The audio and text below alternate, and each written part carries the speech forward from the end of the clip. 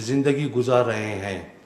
ارد گرد مزید ہم نے نظر ڈالی جہاں پر اس میں تمام تنظیمیں بھتہ خوری، منشیات فروشی اور لوگوں کے اغوا برائے تاوان، بیرون ممالک کے فنڈز لے کر اپنی عیش و عشرت کی زندگی گزار رہے تھے۔ یہ تمام چیزیں دیکھ کر ہم نے محسوس کیا کہ یہاں قومیت اور اس سرزمین کے لیے کوئی جنگ نہیں ہو رہی ہے، لوگ صرف اپنے ذاتی مفادات کے لیے عام معصوم بلوچوں کو مروا رہے ہیں۔ بلوچوں کا خون بلوچوں کے ہاتھوں کروایا گیا اور اب بھی جاری ہے۔ اس تمام سازشوں میں خاص کر انڈیا کا ہاتھ ہے۔ اس کے علاوہ دیگر ہمسایہ ممالک جہاں پر کافی لوگ اس وقت بھی بیٹھ کر اپنی عیش و عشرت کی زندگی گزار رہے ہیں۔ ان تمام چیزوں کو دیکھ کر ہم نے اس تحریک سے علیحدگی کا فیصلہ کرتے ہوئے قومی دھارے میں شامل ہونے کا فیصلہ کیا۔ میں اور میرے ساتھ 70 ساتھی قومی دھارے میں شامل ہو گئے ہیں۔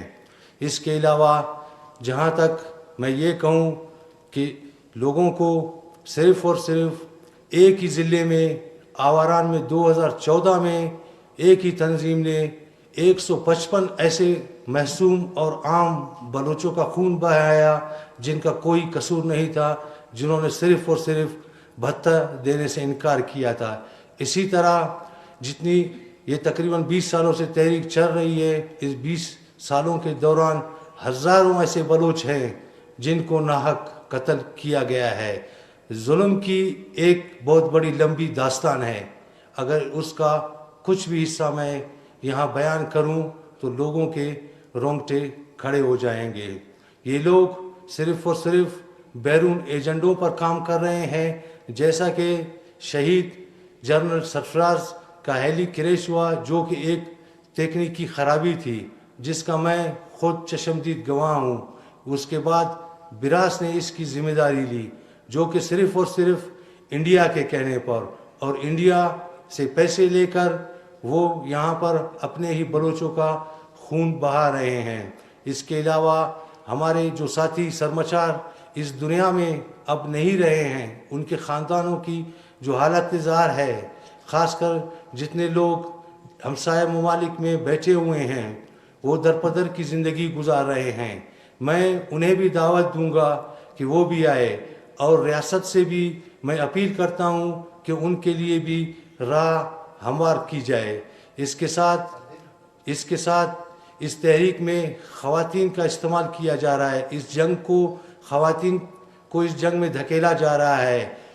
ہماری بلوچی روایات ہے کہ خواتین کو ایک احترام کی نگاہ سے دیکھا جاتا ہے، لیکن یہاں پر خواتین کو جنگ کا حصہ بنایا جا رہا ہے۔ خواتین ماں، بہن اور بیٹی، شریک حیات کا روپ رکھتی ہے۔ ان کو صرف اور صرف اس لیے استعمال کیا جا رہا ہے تاکہ نوجوانوں میں جذبات پیدا ہوں۔ میں ان تمام ساتھیوں کا، میڈیا کا، حکومت بلوچستان کا، ریاست کا شکریہ ادا کرتا ہوں جنہوں نے مجھے سنا، اور اس کے ساتھ میں ان والدین کو بھی پیغام دوں گا کہ خدا را اپنے بچوں کو ایسے ماحول سے دور رکھیں، اپنے بچوں کو تعلیم پر توجہ دلوائیں، نہ کہ ان کے ہاتھ میں بندوق دے۔ بندوق اس مسئلے کا حل نہیں ہے۔ یہاں پر میں خود سرکاری ملازم رہ چکا ہوں۔ بلوچستان کی محرومیاں، بلوچستان کی پسماندگی کا حل صرف اور صرف کرپشن پہ قابو پانے سے حل ہو سکتا ہے۔